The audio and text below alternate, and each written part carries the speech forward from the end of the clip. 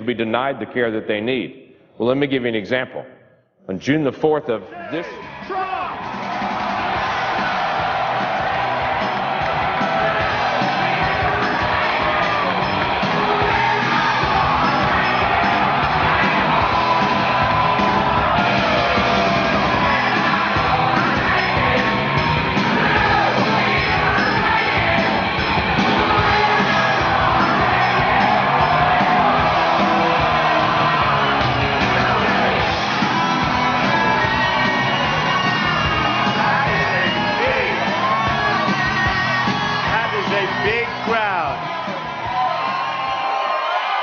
Thank you very much.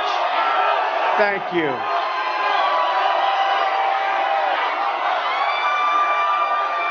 Thank you very much. So nice. So amazing. So amazing. It is so great to be with you tonight. And this was a little tough weather. So a couple of hours ago, they said, Mr. Trump, I think we're going to... What? That's okay. I love you more, okay? Like I say to my son, Barron, I love you. He goes, I love you more, Dad. So anyway, I love you. I do love you. The spirit in these rooms, the spirit no matter where we go is so incredible. And a couple of hours ago, they were saying, I'm sorry, sir, you're going to have to cancel your trip. Can you imagine? They said it's going to be too tough, and too tough. The flying's dangerous. It's not exactly nice outside, right? I said, I can't do that. No, I can't do that. I can't do it. So we got here. It was close. It was marginal, I have to tell you, but we got here. So, as you probably heard, in California, they're having a tremendous problem right now. 2 are killed as of now, and I guess there's one that's on the loose, or they're having a fight. This is when we appreciate our great police and our law enforcement. Remember that. Remember that. They don't get enough credit. They should get it. And you're always going to have some bad apples. You see it on television, no matter what business we're in, if you're in the banking or anything else. But I want to tell you, they do one hell of a job. And when you see these shootouts, I can tell you one thing. I don't want to do it. You don't want to do it. So we want to thank the police and law enforcement. They're unbelievable people. And with that being said, I think, could we have a moment of silence? A lot of people killed. And in honor of those people and the victims generally, let's have a moment of silence, please.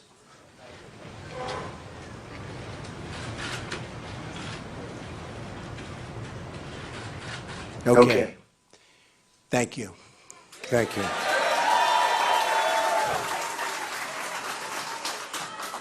So we have some really special people here, the most powerful people there are. Black pastors, you've been hearing a lot about it. And we had some incredible times over the last few days, and we've had great support. It wasn't covered properly by the press. Never does cover. I mean, they are so dishonest. But you probably read where a large, I don't even know the number, but a large group of black pastors came to see me in New York, in Manhattan, and it was really great. And one of them was Dr. and Pastor Steve Parson, and Steve put together a group of endorsers, all endorsers, and I said, well, you're endorsing me. I'm bringing you up for a couple of seconds. I'm going to say, I don't know if these people want to be preached to tonight. We want to hear about other things, because Steve, can take over the whole night and I'll just leave. That's okay, too. But he's a great guy. He was in New York with the others, and I saw him. He's been all over television over the last couple of days, and he is a beautiful guy. So, Steve, come on up with your friends. Come on up.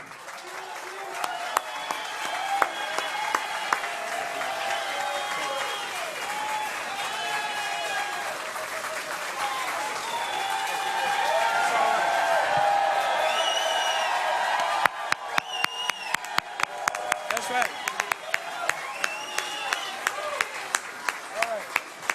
All right, I'm not going to take too long, but I will say this. We're a group of black ministers, as you said, and then we have one token brother over there, right? Okay, but I will say this, that people ask me, well, why are you endorsing Donald Trump? Well, my opinion, he's the best and the only one that can beat Hillary Clinton. That's right. Okay? I mean, listen, we got to win. And one thing about Donald Trump is he's a winner. Amen? Oh, and here's another thing, too. He knows how to create wealth. Can I get an amen? And as a black minister, I'll just tell you this. We're right in the inner city, and I tell you, we need jobs, we need employment, we need businesses, and I tell you, who better can help us help ourselves than Donald Trump? You see? So I just tell you this, that I'm glad. I personally believe that this is a movement. It's a movement. And I believe that we're in a situation now where this country called America is going to come back and be made great again. Isn't that right? In fact, I believe it's a wealth transfer, a wealth movement, okay? And then I'll tell you one thing, Mr. Trump is going to make this military strong again, too. Well, why is that? Why is this? I'm not going to take too much time. I'll tell you this, Donald Trump just doesn't take anybody's mess. Thank you. Thank you, fellas. They've got big power. They have the ultimate power, right? So go and enjoy yourselves. Can you please get them a good location? It's pretty tight in here. Thank you. Thank you, fellas. Thank you. So nice. So nice.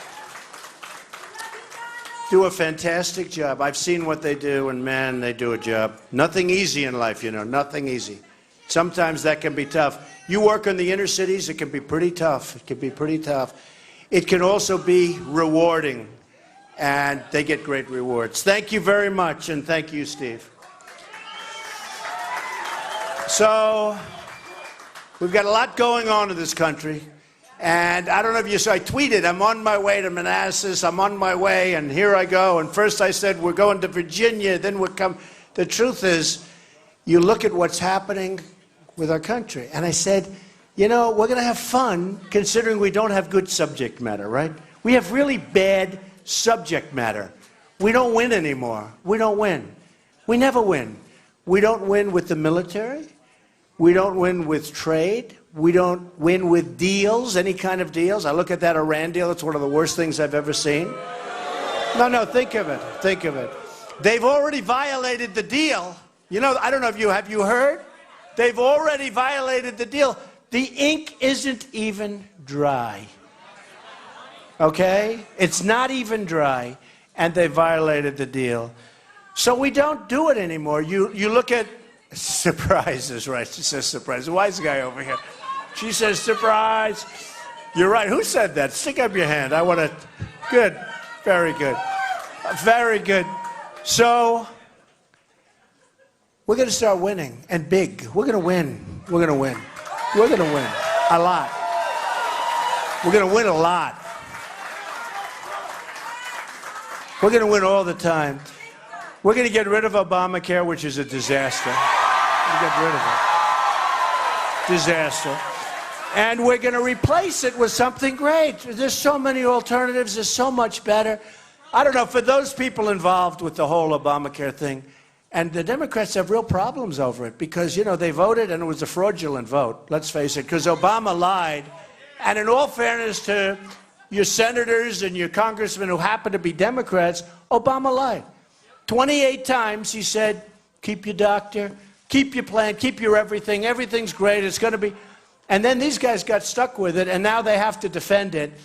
And they're not going to be able to defend it. And we're going to go into it big league, but we're going to have a plan that's so much better, so much cheaper. You look at what's happening with deductibles on Obamacare, it's out of control. You can't use it. If you get hit by a tractor, maybe you'll get a couple of bucks. The premiums have gone up 35, 45, and 55%. And just the other day, in a lot of the very good newspapers, frankly, and even in the bad ones, and there were plenty of bad ones, these guys are so dishonest. Such dishonesty with the mainstream media, I will tell you, such total dishonesty. But if you look at over the last few days, you're seeing a lot of stories that Obamacare is collapsing of its own weight. And And in 2017, unfortunately, you know, if it's going to go, let it go now so that he has to straighten it out, but he's not going to straighten it out correctly. Because nothing he does is correct. No, nothing he does, if you think about it. Here's a guy, we've got ISIS and others that want to destroy us, and he's more worried about global warming. And he believes, no, think of this, and he believes global, I mean, it comes out all the time, that our single biggest problem is global warming. And I say, is this real? Are we living in the world? You have people out there want to blow up our cities, want to kill all of our people. They're cutting off heads like it's no tomorrow in the Middle East and far worse. I mean, they're doing everything. They're drowning people in cages. We haven't seen anything like this since medieval times. You know, in medieval times, I'd read they chopped off heads. I never said, did anyone see chopping off heads until, you know, you just start seeing it over the last couple of years. And it's true, isn't it, though? It's true. Who ever heard of this? This is a vicious group of animals, and we've got to stop them, and we're going to stop them so strong and so fast. So strong and so fast.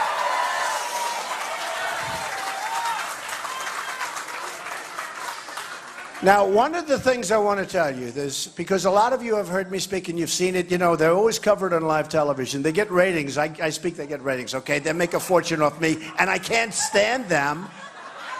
And they can't stand me. They're always lying and not telling the truth. But they always put me on live television. Nobody else goes on the live television. These other guys running for office, first of all, they don't have crowds like this, believe me. They have, I mean, Bush goes, he has like 59 people. It's true. He stands up, he starts speaking, everybody falls asleep. We could make a lot of money with him. We call him Sleep Master. Put people to sleep. And the other ones, if they have 100 people, it's a lot. Every place I go, we have thousands and thousands. This was only restricted by the size of the room, and we have thousands. It's packed. And the fire marshal, I love. Where's the fire marshal? He was so good, because otherwise we're going to have a lot of people standing outside. They're still coming in the back. You're right, man. So, but great people here, great people. But we are going to do something that's so special because, you know, it was just mentioned. They just said, movement? What do you think? Do you think this is a movement? This is a movement. I mean, Pastor Steve said it's a movement. I never told him that. He might have listened because I use the expression sometimes. But this is a movement. I go to Dallas where the Mavericks play. And, oh, you guys like the Mavericks? That's good. It's good players. And the owner, Mark Cuban, has been great. He's been great to us. You know, I'll have to tell you. And he said, you want to use it, use it. And it was like on a Thursday. I said, when? He said, Monday. I said, how many seats do you have? Like 20,000. We filled it up in a day and a half. We had time left over. We had 20,000 in Dallas. We had 20,000 in Oklahoma. We had 35,000 people in Mobile, Alabama. And everywhere we go, and I mean, literally, we go up to New Hampshire, we have crowds that are many, many, many times the size of anyone else. Nobody has even close. Thank you, man. Look at that guy. Thank you, man. That's cool. And I like your hat. Hold that hat up. Do we like that hat? Look at that. Look at that. And he looks better with that sort of okay head of hair. I wouldn't say it, right? I wouldn't say the greatest I've ever seen, but it's acceptable. Hey, hasn't hurt him any. It's really great. Thank you very much. No, it's just an honor to be here. But we're going to be so proud. So I started this whole thing, as you know, in June. And it takes courage to run for president. It does. It takes courage. Especially, I've never done this before. And I'm self-funding my own campaign. All these other guys, they're like bloodsuckers. No, it's like bloodsuckers. These PACs are a disgrace. They totally control the candidate. No, they're a disgrace. And I could have had a PAC. You know, Bush raised $125 million, and he's dying. He's dying in the polls. Rubio, all of them. I won't say a couple of them, because so far a couple of them I like. But that'll end because they all have to go through me. You know, they all have. No, it has to end. No, it has to. No, Cruz, you know, as an example, Cruz has been great to me. He's been really nice no matter what I say. He agrees, you know, everything's good. But at some point, he's going to have to say, I got to attack him because otherwise I'm going to come in second place or third place or something. So they've all got to attack. And I love it when they attack because so far everyone that's attacked me has gone bingo, right? True. They've gone down. They've gone down big league. I shouldn't say this in front of the pastors because they'll say, that's not nice. Is it okay? It's okay, right? They like winning. I mean, it's all about winning. It's really about making America great again. That's what it's really about. So today I read a big article that everyone's afraid to fight me because, you know, hey, look, you look at Perry, very nice man from Texas, right? Governor Perry. And he was so nice to me. Then all of a sudden, one day, I said, he couldn't have said that. He was vicious and violent. Went to Washington, made a speech. The whole speech was about me for like a half an hour. And I had to attack him. And I attacked him very viciously. And I feel guilty. Not really. No, I did. I attacked him, remember, on the glasses? And I attacked him on the IQ, okay? And then you have a guy like Lindsey Graham. He's a sitting senator. And you go to South Carolina. And by the way, his plan, I know so much more than he does. His plan is so bad, it's so stupid. It's so stupid. Remember that in The America We Deserve, I wrote that book in 2000. I wrote about Osama bin Laden. We got to take him out. You got to know where to use your power. And I said, and I don't know how many people saw it, but a couple of the announcers in the morning, they said, wait a minute, that book, what was it written in 2000? So I had Osama bin Laden, and the reason is, I watch and I listen, and there's this guy with a big mouth who is very tall, and I said, wait a minute, let me ask you.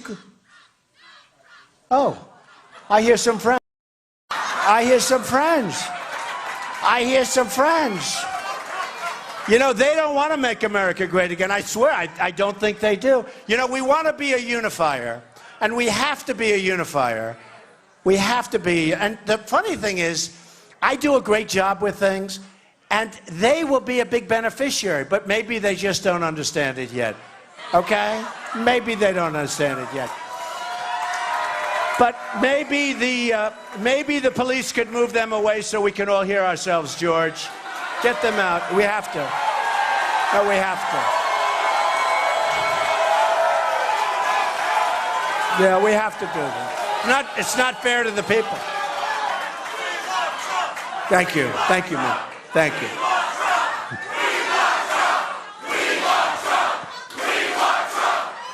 Thank you. Thank you. Thank you. You know the sad thing, there's like a very small group of people out there, although they are pretty noisy, I will say. But I'll listen to them. Yeah, will the police remove them very nicely, very gently, please? You know, I'll tell you what happens. So sometimes I'll say, I want him out now. And then they say, he was terrible. He was so nasty, so rough. So then I go, please be gentle, please. And then they say, he's too soft to be break. You know, you can't win. You can't win. So I'll go middle stream. Yeah, if you could remove them as soon as possible, that'll be great. Are the police out there? I think after the build-up I gave them, I think they're going to do a great job. Yeah, we have to move them. Thank you very much. Thank you very much. Look at it. The people are pouring in through them. They're coming in. And you know the saddest part? You have a few people there. You have thousands of people here. And the media, the headlines tomorrow will be, oh, protesters, right? Protesters. You know what we have, and I say it, and I say it strongly. I used to use the term silent majority, and the term's been used over the years, and it really is people that have been abused, and we have a majority, but we don't know we have a majority. But it's not a silent majority, it's really become a noisy majority. It really is. It's the noisy majority, and that's okay. That's okay. Because that's what we have to be. We have to be heard now, folks, because our country's going to hell. We have a president who's incompetent. He's incompetent. I'll tell you what, this guy is grossly incompetent. When I watch him taking all of this time, and you know what? I want clean air, I want clean water, I want it to be immaculate, I want it to be sparkling, I want it to be great. I've won so many environmental awards over the years. You know, I'm good, I'm really a great developer. Now I'm a politician, but I'm a great developer, and I've won so many environmental awards, and I'm proud of them. I think it's a great thing, but it's gotten out of control.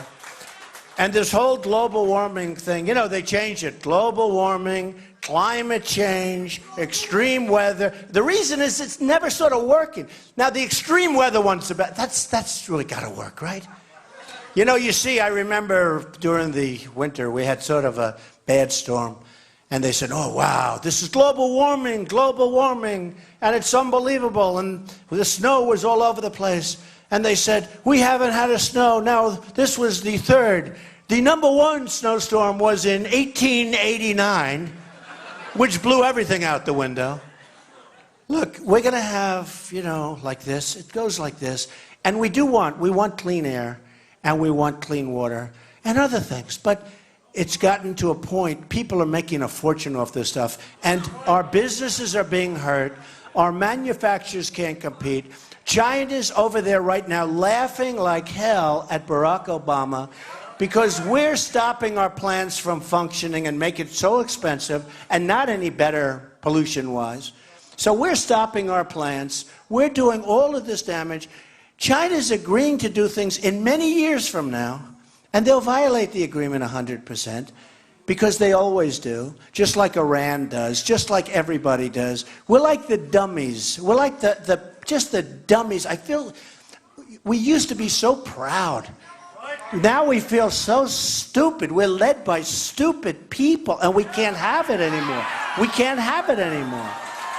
It's unbelievable. And by the way, what I'm going to do is we're going to take some questions in a little while. You know, it was brutal to get here today. I might as well stick around for a while. So what we're going to do, you can start thinking about it, because in another few minutes, we're going to talk a little bit about what we have in plan. And I want to take some questions, because I always find, I love it. I love taking questions. Even if they're vicious, horrible, violent questions, we'll take them anyway. Okay? One thing, you know, with Hillary, she doesn't have the strength or the stamina to be president. She doesn't have it. And I know her, I get along. You have to understand, I've gotten along over the years with everybody. I was a businessman. One of the magazines said I'm a world-class businessman. Great. I am. I'm a great businessman. I've made a fortune, and I want to put that same thinking for the country. We owe $19 trillion. It's going to be $21 trillion very soon. You see this ridiculous budget that was just passed, like they passed it immediately. Nobody fights. I always say, I know where the Democrats are coming from, but the Republicans, in a way, are more disappointing. Because they go, you elect them, and you know what happens. And look, you had in Virginia one of the greatest upsets of all time, and he deserved to be upset. By the way, you know who he's backing? Bush. That was the end of Bush. Can you believe that? But it was one of the greatest upsets. I think it never happened before. And you were so smart. I mean, you were so smart. But what happens is they say, we are going to end Obamacare. We are going to make our military strong. We're going to take our vets, and we're going to make our vets so happy. Everything's going to be great. Blah, blah, blah. All words. You know, it's all talk, no action politicians, right? And you love them, and you're all for them. And they win their election, and they go to Washington. I always say it. And they're with their wife, or they're with their husband. And they say, look, Mary, we've finally made it. Look at the beautiful columns. Look at this. This is like, they go into the Capitol building. They say, oh, this is beautiful. This is beautiful. Now they have a vote on Obamacare. Oh, I vote in favor of it. I don't want to ever leave this place. This is beautiful. Don't they let us down? You know? No, I promise you one thing. If I win, you'll say, when? Watch. When? What? That always happens. But I have to start off. You know, look, I am against 15, guys. It was 17. It was 17, now it's 15, and it's drying up fast. You know, you have guys with 0, and they continue to go along. Tell me, can that be good for them? I mean, you have guys like Pataki. He can't get elected dog catcher. You have guys, honestly, you have guys that can't even, if you think about it, they can't get 1%, they can't get anything. They actually had one of them down with a 0 and an arrow pointing left, meaning less than 0. It was on television. Now, I think that's a typographical error of some kind, because how do you get less than 0? But it's like, that's what it is. And some of them didn't even register in upcoming states. And now they've missed their times, right? They've missed their times. And I was told they've missed their times. Well, if a guy doesn't want to put up money because he knows he's not going to win, or he can't get enough signatures to register in a Virginia or a South Carolina or a New Hampshire or wherever it may be, but numbers of them haven't registered, why do we allow them to debate? I mean, if somebody gives up the state of Virginia, or if somebody gives up the state of South Carolina, because, you know, they're pretty hard to get on the ballot. They are. By the way, I'm already on the ballot. I had so many, thank you. I know, they're just saying we helped you. No, we had so many, you know what we did? We took many times the number of signatures. We needed a lot. And we did it so quickly. Who did it? You did it right here. Stand up and take a bow. But you know what? And it's true. Thank you, honey. A really great job. I know that. If somebody doesn't get on the ballot, and they can't get on the ballot because they missed their time limit, so that means they gave up, you know, a major state someplace, why would you let them on the debate stage to waste everybody's time? And they're already at 0 or 1 or 2. Why would you allow them to be on the debate stage? It's not unfair. It's just stupid. It's like, what are we doing? And you don't have time to talk. Mr. Trump, the war in the Middle East, in 30 seconds, sir, what would you do? 30 seconds. And you know, it's funny, on the debates, and I don't know if you've seen this, but I think almost or just about every single poll where they do the online polls after the debate, Drudge, who's an amazing guy, by the way, if you haven't met Drudge, we love Drudge. He's an amazing guy. But Drudge, Time Magazine, Slate, every one of these groups, they're doing these online polls, like 6 or 7 every debate. I've won every single poll in every single debate, and I'm really happy about it. Now, I'll tell you, because it's become a big story. So the other day I said, I don't want to brag. Am I okay to brag? Is that all right? So I will. So let's say they would have had a couple of million people watching the first debate, right? You know. And it used to be that these debates, nobody even wanted them. The television, or they had, I think they forced them down their throat. You have to take the debate or we're taking your license away or something, right? So the first debate was by Fox, and they had 24 million people, actually more than that after the final numbers, but 24 million people, which was about the largest in the history of cable television, right? The next one was CNN, where they had 23 million people. Now think of this. CNN's covered some pretty big events like wars and other things, right? In the history of CNN, it was the highest rated show they've ever had. And they made it 3 hours, which they shouldn't have done. Because it was too long. Not for me. I could stand up, I could do this for 20 hours straight, it wouldn't matter. But nobody wants to watch this stuff for 3 hours, especially when 90% of the people know they're doing it. I don't even know why they're doing it, but nobody wants it. So that was unfair. And then when we went to CNBC, where that guy John Harwood, what an idiot he was. No, right? No, how bad. He's not even a professional. And I have to tell you, for 4 weeks before that, he was so nice to me. Oh, Mr. Trump, oh, you're so wonderful. You know, Mr. Trump, you're great. And then he comes out with a question. He reads it, Mr. Trump. And, you know, he reads a wise guy question. I said, that's not a very nice question to start off the day. But they wanted 3 hours because advertising sells for so much now that they make a fortune. And I said, I'm not going to let them have 3 hours. I'm not going to let them have it. And everyone said, these same people, they said, oh, you'll never be able to stop them. And I said, yes, I will. I stopped them. I think it took me, what do you think, Corey, about 3 minutes? No, I said, I'm not going. And I have to tell you, Carson said he'll go along with it. So that was very nice, Ben Carson. And he said, no, I have to give credit where credit is due. Because I've been a little bit rough on him. But I have to give credit where he came along and he said I would go along. And just so I went in, we went in, and I said, the two of us, we're not doing it.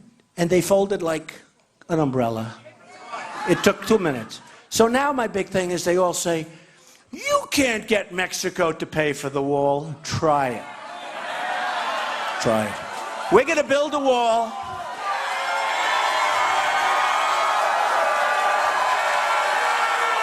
That's right. We're going to build a wall. It's going to be a great wall. It's not going to be a little toy. We'll build it not for a lot of money. You know, in China, they built the Great Wall of China 2,000 years ago. It's 13,000 miles long, okay? This is serious walls, all right? In our case, we need really 1,000 miles. It's 2,000 miles, but some is natural borders, natural barriers, which are pretty good. Not as good as the wall, but you know what? Let's use it, right? So we're going to need about 1,000 miles. And think of it. So we're at 1,000 miles. China's at 13,000. Theirs was 2,000 years ago. They didn't have trucks. They didn't have tractors. They did it the old-fashioned way, right? And they got it done, and it is a big wall. So what we have is we're going to build a wall. And we're going to stop people from coming into our country illegally. Okay? We're going to stop it. It's time. It's time. And if people want to come in legally, we want them to come in. They have to go through the process. And if people want them to come in now, when I first mentioned this, all of the other candidates, again, we started with 17, now we're down to 15, but they're going to start falling like flies. You watch. I mean, it's got to be at some point they got to leave, right? Don't they have to leave? I mean, don't they sort of have to leave? We got this one guy. He's terrible. He's the worst debater I've ever seen. Kasich from Ohio. No. The guy is the worst debater. He's a professional politician. He can't speak properly. He's terrible. He's terrible. We have, again, I told you, Lindsey Graham. So they do a poll, and, I mean, I'm like killing him in South Carolina. How do you beat the senator? In Florida. So in Florida, you have two. You have a governor, and you have a sitting senator, who, by the way, doesn't vote. He doesn't vote. How would you like to be in Florida, and you invest in a young guy? You invest in him. You take him to heart, and you put him, and he's United States Senator. I mean, to me, that's a great position, right? United States Senator for Florida. He's in there for about 12 seconds, and he decides he wants to run for president. Why? Why? But how would you like to have a guy who doesn't show up to vote? Now, you've put in a lot of time and effort on making your choice. But if a man says he's going to be your senator, and then he goes around campaigning and fundraising. He was the other day, Homeland Security, very important meeting in Washington. He chose to go to a fundraiser in California. Now, I don't know that I'm going to win Florida, but I am killing them in Florida. Killing them. And I think I have the ultimate soundbite. I mean, seriously, if a guy, first of all, Rubio is very, very weak on illegal immigration, and he's in favor of amnesty, so you can't win. Bush, just to put an end to that, because I don't want to mention him, he's a very nice person. Low energy, but very nice. We don't need low energy people, folks. We don't need it. We can't afford them. Hillary is, I mean, Hillary. You ever see Hillary? Hillary, and I said, she doesn't have the strength, she doesn't have the stamina, but did you ever see Hillary? She'll do an event like this, and then won't show up like for 5. You know what she does? She goes home and sleeps. She'll do an event like this, and it's actually not, we shouldn't be laughing, we should be crying. Because she's by far the front runner. I mean, this other guy is a joke. He gave it up when he said no emails. Bernie, he gave it up. I think he just had a hernia operation, you know? He was carrying around the tax code that he wants to make larger. It's true. I actually just made that up, but it's true. No, he just had a hernia operation, and so I hope he gets better fast. But he's got no chance. He took Hillary, and he gave her the election. He was doing fine. And he was getting the second largest crowds. By the way, my crowds blow everyone away. You know? You know what's sad? I was in Sarasota the other day, Florida, and what a great place. And we had a time, you wouldn't believe it, it was 12 o'clock, football games, everything going on. We had 12,000 people. And I don't ever say how many people. I let the government say it now. Because we have amazing Secret Service people, we have amazing people that work here. I let them say it, because every time I say it, if I'm off by 3 people, they make, like, put headlines. And we had 12,000 people. Nobody says that. Nobody covers that. But when Bernie Sanders would have a group of like 5,000, 5,000 people, so I get much bigger things than he does. Now, in the meantime, his are going down the tubes. We don't have to talk about how much anymore. But the truth is, Hillary shouldn't be allowed to run because what she did is illegal. What she did is illegal.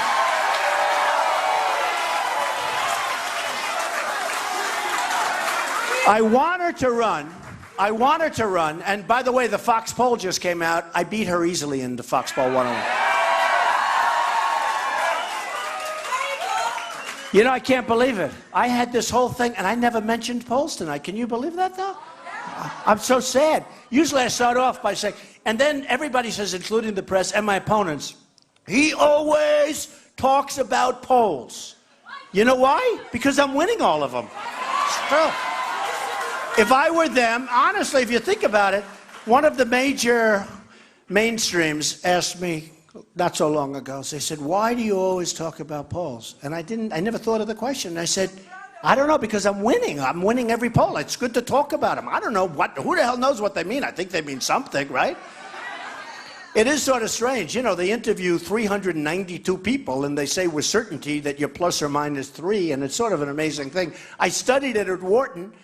I guess it works because, you know, frankly, there's something going on. But then when you have many, many, many of them, and I'm number one in every single one, and number one in every single state, and number one, I mean, you look, Iowa, number one, New Hampshire, number one, South Carolina, and big margin, big margin. They got to really work hard to catch me in New Hampshire, let me tell you. Those people, and the people in Iowa, these are great people. And then you go down, South Carolina, tremendous. And then we go to Nevada, tremendous. And in Nevada, I win the Hispanic vote, okay? They do. And I've always said I'm going to win the Hispanic. Because I'm going to bring jobs back. I'm bringing jobs back. I'm bringing them back from China, and I'm bringing them back from Japan, and I'm bringing them back from Mexico, and I'm bringing them back from Vietnam, and every place. We're going to have jobs again. We're going to have jobs. You know, the number one, and I'll probably get it tonight so I can maybe just avoid this question, but the number one question I get, I go around, I see a lot of different places, I use a lot of college auditoriums and all, because the crowd sizes. And a lot of students come up, Mr. Trump, what can you do to help us? We're choking. They're choking with debt. And the biggest thing they're choking with, they then go for 2 years or 4 years to college, and they can't get a job when they get out. And they're good students at good colleges, and they can't get a job. It's one of the most heart-wrenching questions I get.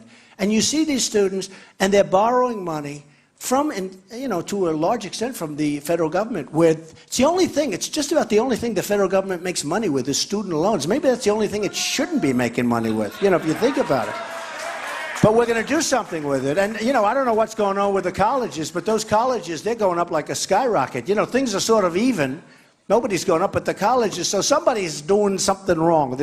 And one of the reasons the colleges go up is because the federal government pays for the students, but the students can't afford to pay that much. And we got to look a little bit into the colleges. Why are they going up more than anything else? They must be making a fortune. Let's buy a college. You want to buy a college? Don't buy. Don't buy.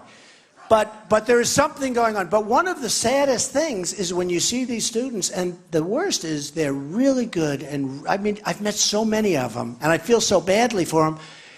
But it gives me more inspiration because I'm going to create the jobs. They can't get a job when they graduate. They can't get jobs. And we're going to change that around. When they go through college and they do a good job, and especially for the good students. You know, you have students that work really hard to be good students, and then they can't. They come out. They come out and they can't find anything. They don't know what to do. And then they owe money to the federal government and to everybody else. And they've done everything they can to get through that college. We're gonna start winning in this country, and we're gonna start helping them out. We gotta help them out, you know? I always talk about the vets, and everybody knows I have a great vet plan. Nobody treated worse than the vets. Illegal immigrants are treated better than our vets, I'm telling you. No, they're being treated better than our vets. And that's going to end. We're going to treat our vets. We're going to treat our vets good. And I put in a policy plan a couple of weeks ago. I was on a great ship. And it was an amazing day on the Wisconsin. And we put on the battleship. I said, can we use this? Look at the ship. You can't build them like this anymore. They sort of didn't give me the answer. Because that looks like an awfully, I love renovating. You know, I love buying a building. The foundations are there, the structure's there, the outside is there. Have to replace windows sometimes. If you can keep them, you keep them. Like I'm doing the old post office in Washington. Yeah, you know, yeah, that's right. You people would know it. One of the most beautiful buildings in Washington was a disaster for 30 years. Put it out to bid. Think of it, in the Obama administration, Trump got it. Am I a good deal maker? Okay. One of the most sought-after properties in the history of the government services, you know, GSA. And we're now under budget and ahead of schedule. Think of that. And that's what you want in the country. That's what you want in the country. And it's going to be one of the best hotels anywhere in the world. The OPA, we're calling it, if you don't mind, Trump International. I didn't want to keep it the OPA. Somebody said, well, we have to keep the name. The government, they were saying we have to keep the name, the old post office. But it's not a post office, it's a hotel. We have to change it. But I will tell you, and I've dealt with the GSA, and they're really terrific people, that you really have some, you know, you have some great people in government. You really do. If we can be led properly, this country is going to go to a level that you won't even believe. You know, I've been saying over the last 2 months, because I've met so many people like yourselves, and it's really similar. There's so much love in the room, but I've met so many people, and I've seen the genius of these people, and I've been saying, we're not only going to make our country great again, we're going to make it, in my opinion, I really think we have the potential to do it greater than ever before. I really believe it. And we'll make it great, and we'll build it up, and we'll make it rich again. You know, a woman came up to me and said, Mr. Trump, that's very little crass to say rich. We got to make it rich. We're a debtor nation right now. She said, I'm voting for you, Mr. Trump. I love you, but please don't say we're going to make it rich, Mr. Trump. It's crass. I said, I have to say it. I have to be truthful. We're going to save Social Security. We're not going to cut Social Security. We're not going to cut Medicare. You know, Carson wants to cut Medicare. He wants to get rid of Medicare. I say, you know, it's actually a program that works great. Now, you have waste, fraud, abuse in Social Security and Medicare. We'll take care of that. We'll have proper, but you're not going to be cut. You've been paying into your plans. You've been paying into Social Security for years. Now they're coming up to you. It's getting to be that time. Me, I don't want the Social Security. Okay? But it's getting to be that time where you're going to need it. And I think it's unfair. After all these years, they want to cut you. Governor Christie wants to raise the age so that you have to wait another, you know, pretty extended period of time. It's not fair. You've been paying in for years. We're going to take money back from all these countries that have been just absolutely eating our lunch. We're going to have so much money. So I said to the woman, I said, you know what? It may be crass, but I have no choice. We're going to be so rich, and what we're going to do, and you're talking about tremendous money. Don't forget, when you have imbalances of 450 billion, not million, 450 million wouldn't be good, right? How about 450 billion a year? And then they say, oh, that's terrible. I am a free trader. I believe in free trade, but it has to be smart trade. We can't be stupid people, right? So they say, oh, Trump isn't a free trader. He's not, oh, this is terrible. I said, no, I'm a free trader. But when for years we have a trade imbalance with China of over 400 billion every year, that's called dumb trade. We have to be, and then the head of China comes, and poor Obama, oh, it's so sad. He greets him with a state dinner. A state, for what? And he talks about our partner. Well, I want to be a partner too. If I can be a partner where I'm making $400 to $450 billion, I agree. And the guy in China, the headman, good-looking guy, strong as hell. You know, different system over there. That's like one of these systems you keep pounding each other, and the toughest, smartest guy gets up to the top. We don't do that over here. That's a system, and I don't know if you know how it works. From the time they're in kindergarten, the smartest, the toughest, the smartest, the toughest. But by the time they get up to that little point, that guy is tough. So he's looking at Obama, talking about this wonderful relationship we have. He's building islands, military islands, in the South China Sea. I don't think he got an environmental impact statement. Do you agree?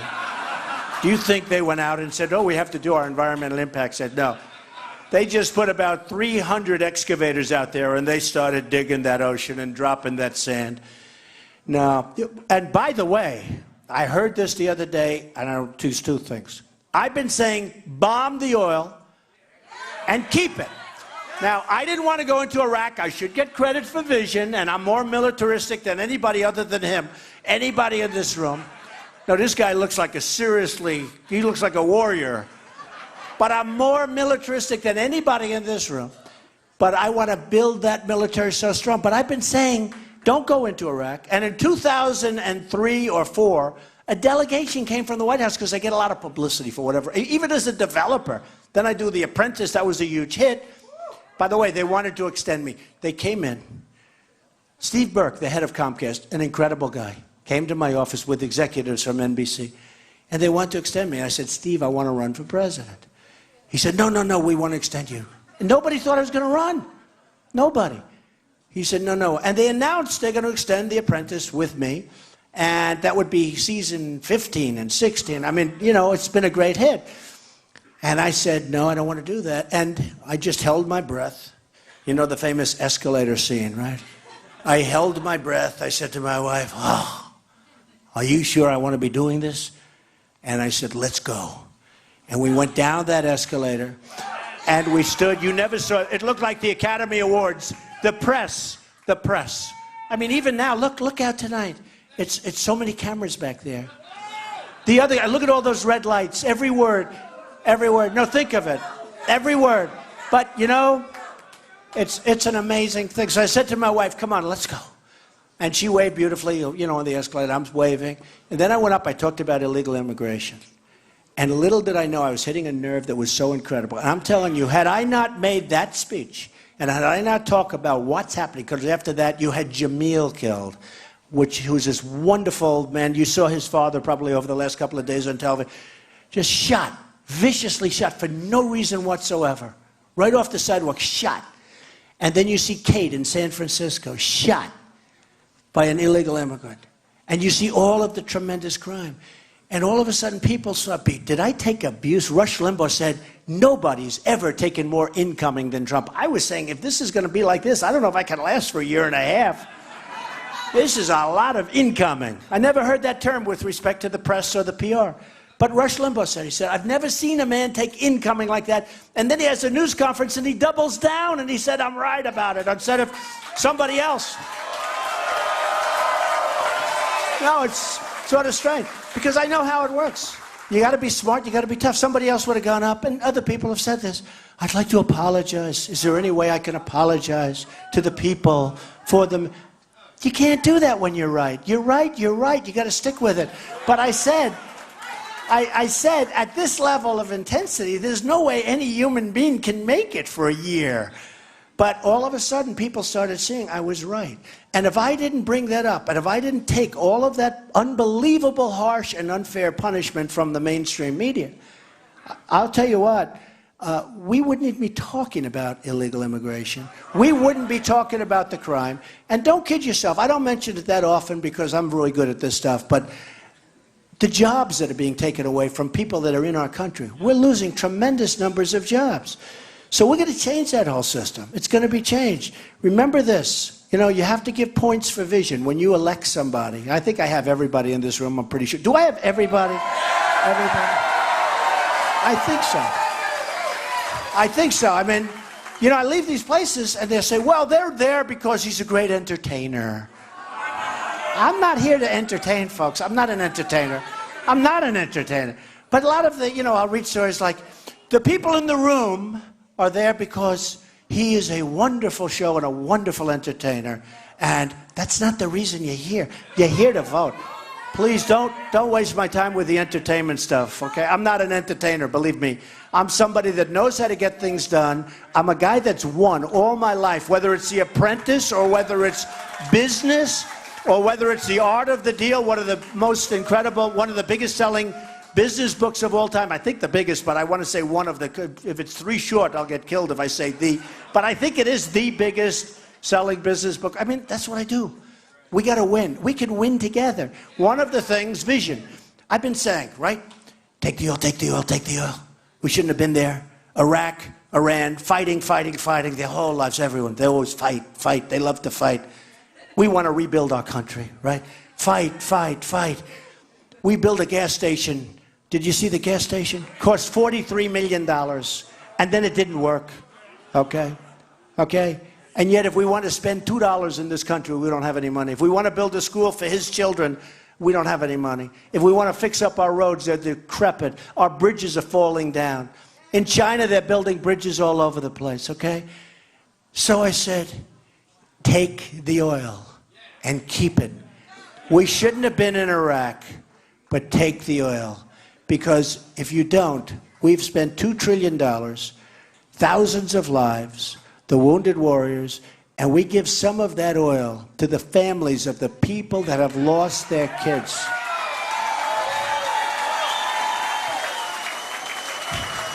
And we give money to wounded warriors. I tell you, they're the most incredible of all people. I'll tell you, I deal with them all the time. I deal with them, and I see them. And they have the biggest smile, and they may be missing their legs, they may be missing an arm, they may be worse than that. And their strength is, I think, to me, the strongest of all. I've never seen anything like it. But the problem is, so we go into Iraq and we spend $2 trillion, thousands of lives, wounded warriors, and we got nothing. We got nothing. We don't have anything. Whatever happened to the victor belongs to the spoils? You know, in the old days when we were smart and strong, which we're not anymore, we're stupid people. We're stupid. We're being led by stupid people. And we're stupid because we allow these people to get into office. How does it happen? And I'll tell you, the few people that are demonstrating, that'll end up getting a much bigger sword, but that's okay. But the few people, if they were standing here, most of those people become converted. They agree with me. They agree with me, because what's not to agree with? What am I saying? I'm saying common sense. I'm saying a little business. I'm saying a lot of heart, because I want to take care of people that can't. You know, there are going to be people that can't afford anything. You can't let them die. We're Republicans. You can't let them die on the street. Somebody will say, oh, Trump said something that's not Republican. He says he wants to help people. They don't have any money. What are we going to do, let them die on the street? It's not so bad. It's not so much. We'll be able to do it. But we'll get great plans and everything else. But if you think of it, what am I doing? I'm saying we're going to fix our country. Why are liberals or why are Democrats opposed to that? I don't think they are. I really don't. Now, there's some bad people and it doesn't matter. But I don't think they are. And, you know, very interestingly, one of the polls said more people, if I win and Hillary wins, they say more people will come to the polls. In the history of the country, it'll set a record. Just like, if you think of it, just like the 24 and the 23 million people set the record. They said, and it just came out, CNBC thing, that is good. And they say the people that come are going to vote for Trump. They all said that. They said that, the story. Check it out. And we're going to beat Hillary. And I'll tell you the other thing. Yeah, I've got to be tough on the border. And some of the Hispanic maybe won't like it. But they love me, because, and the ones that are here, thank you. Where's, oh, there's Hispanic. Where did I see that sign over here? Where did I see? I saw a great sign. I'm telling, adios amigos, make America great again. Look at that. I'm telling you. I'm telling you. And you know, the African American vote. So a poll came out recently. Trump gets 25% of the African American vote. For a Republican, that's unheard of. It's unheard of. And one of these commentators who's like devastated, because a Republican would normally get, what, 5 or 6%. What do you think, Steve? Like 5 or 6%. So I have a poll that said, I mean, I don't think these pastors are going to be standing up with too many other candidates. Do you agree with that, Steve? You know, I don't think so. So I have a poll, 25% of the African Americans want Trump. And one of these commentators, and they hate, by the way, they hate that I'm winning. They have such a hard time with the polls. I mean, the one just came out, the Quinnipiac poll, right? And I'm killing everybody. And I'll tell you, Cruz and Rubio are in second place. And they said, they're sort of tied, and they said, Rubio and Cruz are doing great. I said, what about me? And I went up a lot. I went up as much as they did or more. And it's harder when you're high. And I'm beating them by, like, a lot.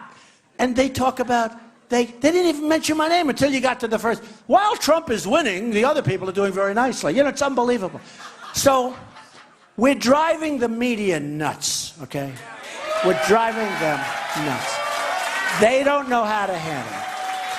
And they're very dishonest, many of them. I only say 70%, but 70% are really dishonest. What's going to happen is, and what did happen, so they mentioned the 25%, and one of these talking heads said, you know, if Trump gets 25% of the African-American vote, this election's over. He wins. It's over.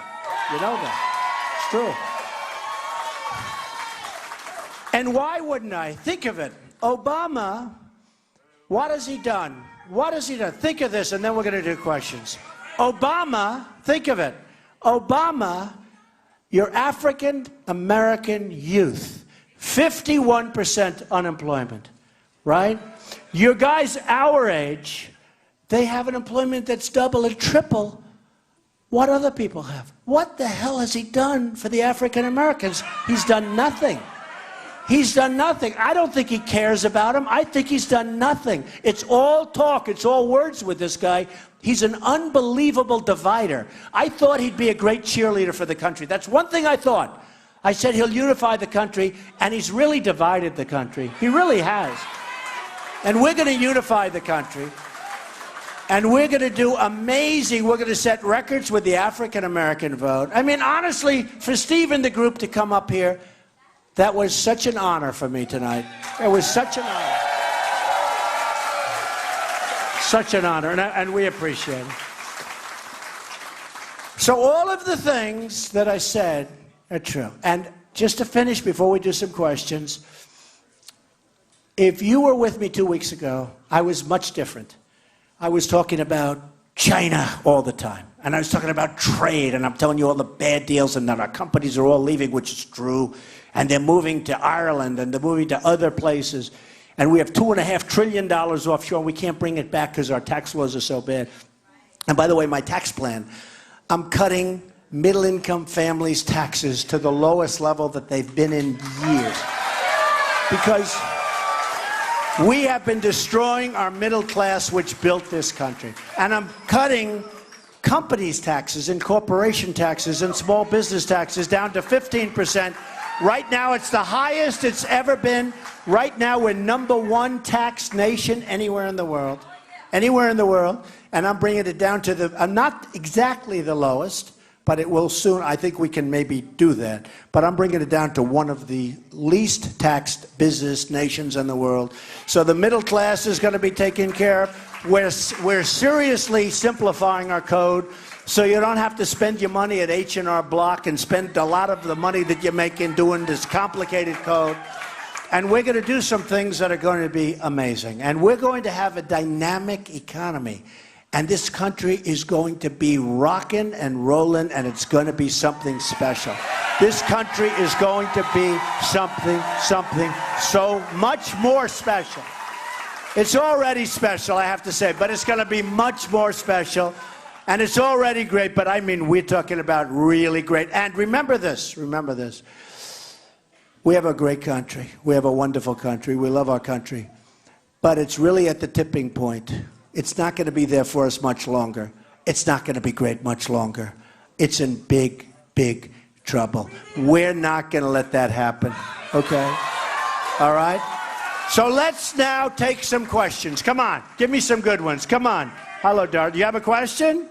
These people did such a good job with my vote. They had so many votes. They had, what do we need, like 5,000 signatures? And you put in 4 or 5 times. How many? 16,000. The people at registration said, we've never seen anything like that.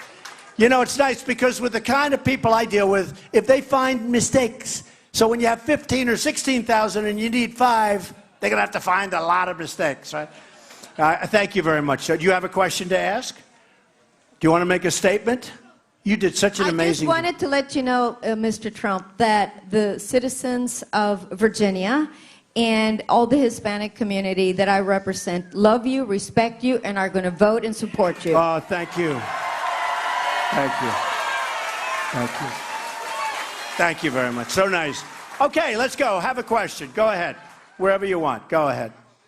Okay, a young man. Come on, young guy. So, you're going to build the wall? What's it going to be made out of? Oh. Hey, that's a good question. Lift him up here. Bring him up here. Come on.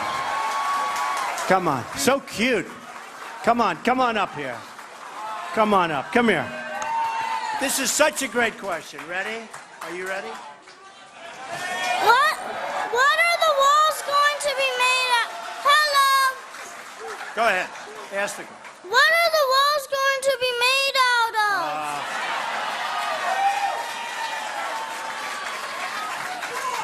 That might be the best question I get today. I'll tell you what it's going to be made of. It's going to be made of hardened concrete, and it's going to be made out of rebar and steel. And, you know, it's so easy. That's what I do. I mean, that's what You ever see parking plank where they set plank and it goes 90 feet long? You know how long 90 feet? If you're 90 feet up, you don't want to come down. You want to come down very gently. Did you ever see the walls they build now? They're this high and they drive trucks over them, right? They build a ramp and they take trucks with drugs. And we get the drugs and they get the cash. Not good. There's not going to be any trucks driving. So it's going to be made out of concrete, rebar steel. And we're going to set them in nice, heavy foundations. And one of the reasons the wall wasn't built, because a lot of people like the wall, but they couldn't figure out how to do it. And this is hard to believe, but true. Hey, was I right about New Jersey? Was I right? Do you see it all right? Oh, there's another one. I took such heat. And all of a sudden, over the last couple of days, reports start coming out. You know, Trump is right. I saw it. I get hundreds of calls. And now even some of the mainstream has been saying it. So I'm very proud. How many people would have taken that abuse without saying, oh, I'm sorry? Okay, they're all said, apologize. I'm right. There's a lot of hatred going on. We need vigilance. That's where it started. We need vigilance. We can't let this happen. They can't blow up our buildings. They can't cut off our people's heads. They can't do it. Or other people's heads. But they can't do it. Okay, let's have a question. Go ahead. Thank you, Mr. Trump. We love your tone. Tone, yes, famous word. That's tone. right. You're right. In '92, when Ross Perot ran, he said, should lightning strike and I get elected, the first 100, we're not going to wait 100 days to start doing something. We're going to do something day one. What are you going to do day one? Okay, let me just, because Ross Perot, who I haven't known much, I know his son, he's a good guy, he made a big mistake. He quit. Then a week later or whatever, he said, oh, I made him, and when he went back, it was over. But he was, you know, he had a certain style, and I studied it very closely. And number one, it's really better to run as a Republican, I will tell you that, and I want to run as a Republican, and I'm leading by so much. The question was asked before, would you ever run as an independent? You know, I don't want to do it. I just want to run and win as a Republican. We're there. We're this close. We're this close. We're going to probably run against a woman who can't win. Her whole life has been corrupt. It's been corrupt. She's not going to win. So in the first 100 days, we're going to knock the hell out of Obamacare. We're going to unsign. You know, the great thing about executive orders, I don't have to go back to Congress. I don't have to go back. I just sit down and I will be unsigning many, maybe not all, maybe there are a couple of good ones, I don't know. I doubt it. But we're going to be unsigning a lot of executive orders, especially his order that basically lets anybody they want just pour into our country. That's going to end. Okay? All right? And just to add, we're going to start immediately working on Social Security, immediately working on Medicare so that we really make it strong. We're going to bring great things back into this country. You're going to be so proud of me. He's got that Trump shirt on. You're going to be so proud of me. Thank you for the question. I appreciate it. You'll be very happy. Okay. Go ahead. How about, okay, go ahead, ma'am. Mr. Trump, can you talk about Israel and your relationship with that country and their Sure. Well, I love Israel, and Israel is our real strong supporter if you look at what's going on. And I'll tell you what. And I will say it here. My people say, oh, don't say, but very soon I'm going to Israel, and I'll be meeting with Bibi Netanyahu, who's a great guy. And he asked me to make a commercial during his election run. I made a commercial. I said nice things about him. He's a good man. He's worked very hard. He has absolutely no support from President Obama. Absolutely none. So I will tell you I am very, very, very pro-Israel. Okay? Okay. Okay, question. How about the young man in the green shirt? Go ahead. Young, strong guy. Go ahead. Thanks, sir. As a veteran and a small business owner, you got my vote. Are you a veteran? Yes, sir. Wait a minute. You're a veteran? The guy looks like he's 20 years old. Wow. It's that, But you're in good shape? Yes, sir. Yes, Did sir. you have any problems or difficulties? No, sir. No. All right, good. So you're a very healthy vet. And we have plenty of healthy vets, too. We have a lot of vets. I don't want to mess around with them, right? Okay, so go ahead. My question is, what are your plans for the VA? I know there's been a big mess with that past Right. year, so what are your plans for turning that Okay, around? so I put in a big plan on the vets, and people are loving it. And as you know, about 3 months ago, on a Wednesday, they announced that in the history of the Veterans Administration, which is very corrupt, extremely corrupt, and you have some great doctors in there, by the way. I mean, I'm going to give the good and the bad, but you have administrators that are a disgrace. And the waiting times and the problems. And people are waiting 5 days, 6 days in a waiting room to get in. And in the history of the VA, it's the longest, you saw that 3 months ago, it was the longest wait in the history of the VA. That's over. And I put in a plan that's much more complex than this. But basically, we have doctors that aren't doing well because of Obamacare. We have a lot of people that aren't doing. I have a friend who's a doctor. He's going to be quitting. He's going to be like you. He's going to retire out at a young age. But he's going to be retired. And he said, I have more accountants than I have nurses. He said, it's so complicated. It's so horrible. The paperwork is so terrible. I don't feel like I'm a doctor anymore. So we have doctors that have plenty of open time. We have private and public hospitals all over the place that aren't doing well. And we're going to let those vets, instead of standing in line and dying. By the way, you saw the numbers. People die waiting to see a doctor. They're dying. Hundreds of thousands. I couldn't believe it. The numbers are incredible. You know, you'd think 1, 2. But the numbers are incredible. Thousands of men and women waiting for a doctor. Maybe a simple procedure. Maybe a pill. They end up dying. So we're not going to have that anymore. The vets, remember, they're our greatest people.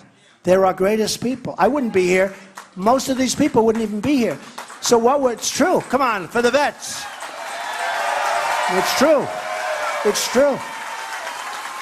So we're having a simple plan.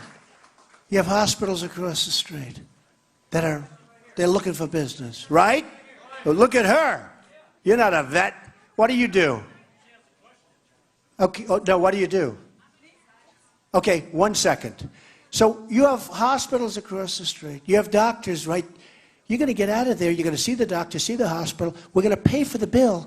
It's much cheaper, and everyone's going to be happy. It's so much cheaper. So we're going to use that hospital that's looking for some business. We're going to it could be private, it could be public. We're going to use doctors that are looking for business. We're going to pay the bill. It's going to go quickly, and believe it or not, it's going to be much, much cheaper than what we're doing right now. And what we're doing right now is insulting. Okay? Okay. Go ahead. You're a designer? Oh, I didn't think you were a vet. You didn't look like a vet. No, I'm not a vet this time around. Go ahead. So I'd like to say that Americans are winners, Americans love winners, and that's what you are. So. Oh, thank you so much. Thank you. Well, how nice. How nice is that? Thank you, darling. That's so nice. So my question is, the future of America looks beautiful with you. And understanding the whole thing shared with China, I'd like to see more made in America labels, apparel.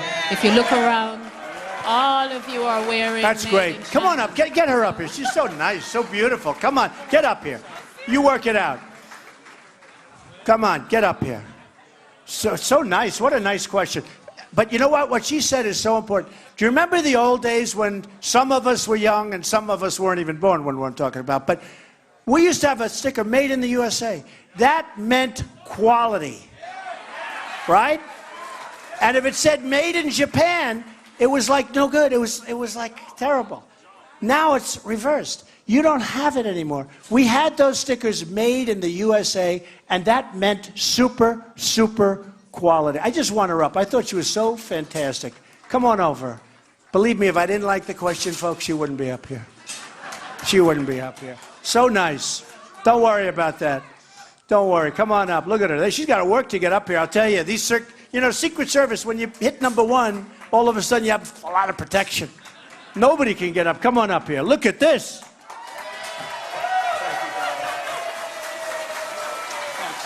Say something. Come here. What's your name?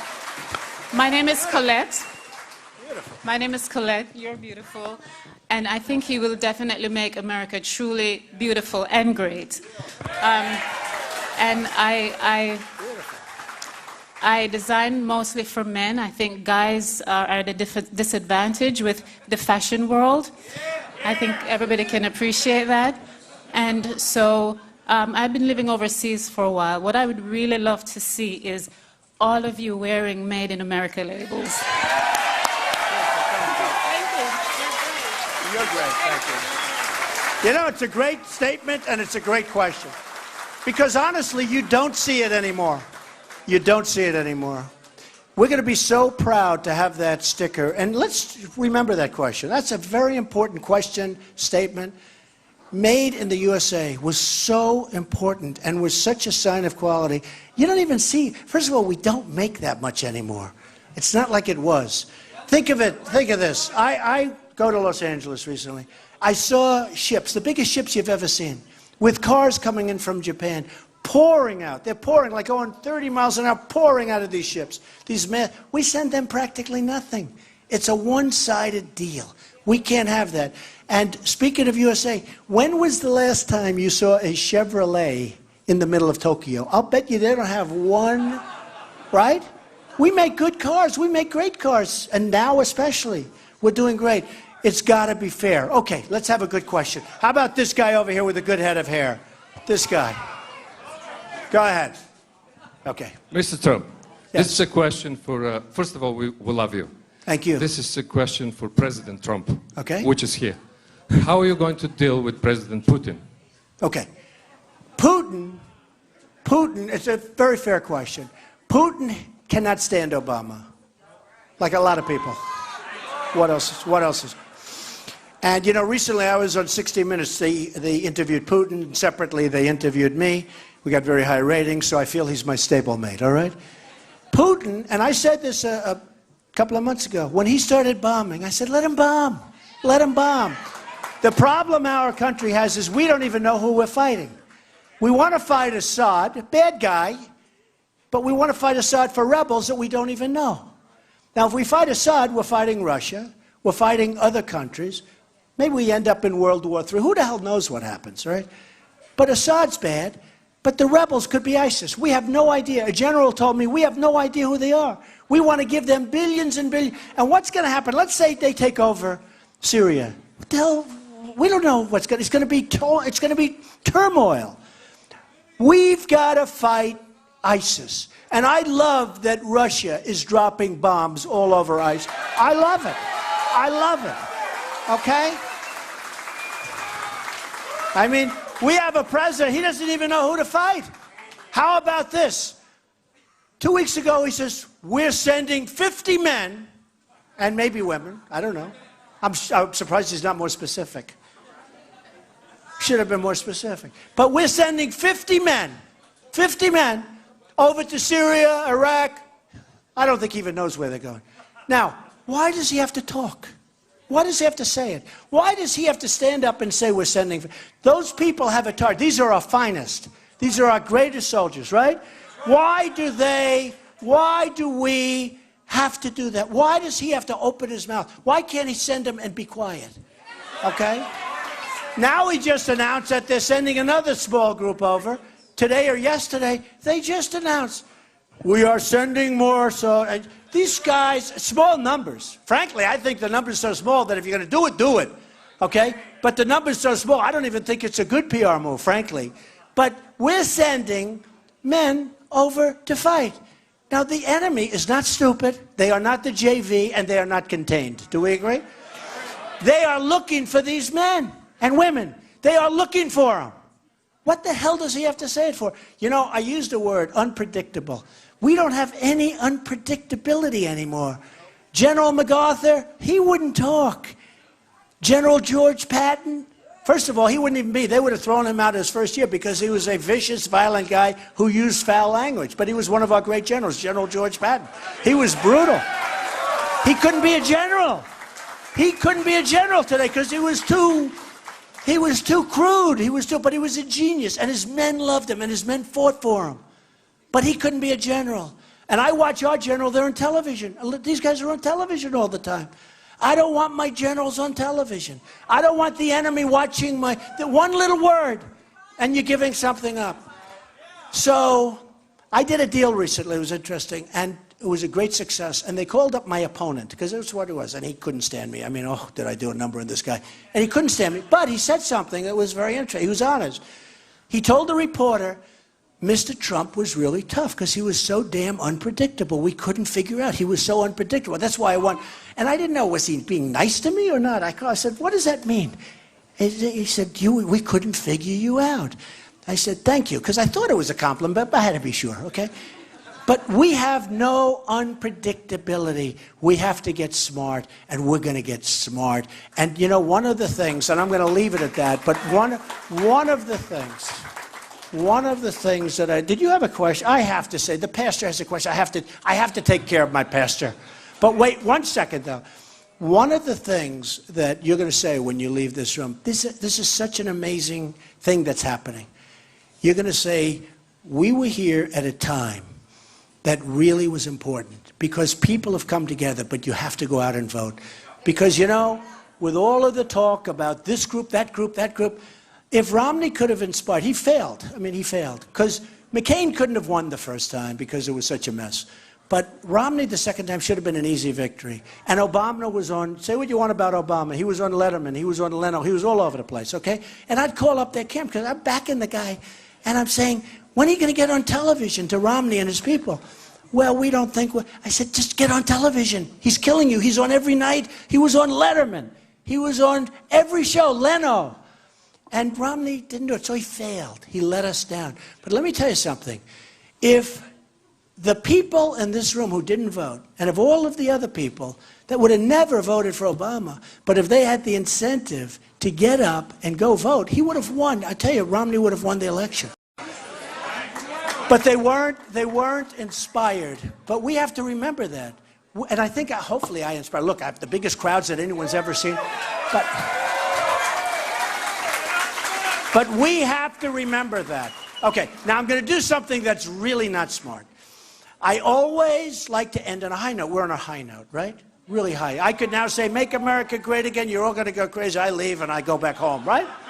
And unlike Hillary, I don't go to sleep. I think about things, right? Hillary goes to sleep. And then you don't see her for 5 days. And she wakes up and she comes, does another event. And Elton John would always say, and I love Elton John. Elton John's a good guy. So Elton John would say, you always want to finish with a big bang. And when they do the encore, you ever see where he finishes great? And then they say more and more, the place is going crazy.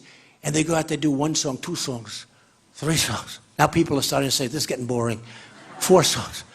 And after the 4th or 5th song, it's like, oh, let's go home.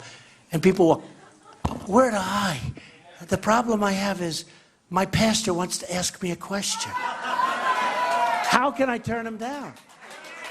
Will you do me a favor, Pastor? Will you make it a nice question so I don't leave here on a low note? Okay, go ahead.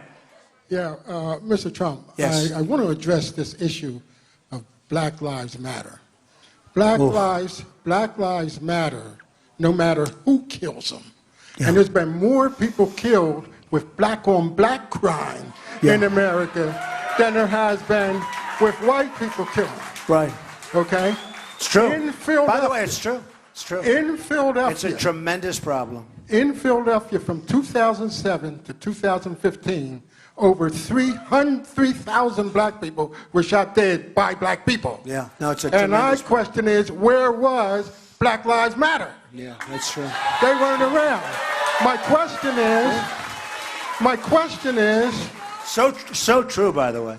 My question is, will you come to Philadelphia and dress the black community on what we're going to do about stopping the crime in the black community and black on black crime in black community and crime in our schools. I would do that. Will You know, do I that? went to school. I went to the Wharton School of Finance in Philadelphia. I know Philadelphia well.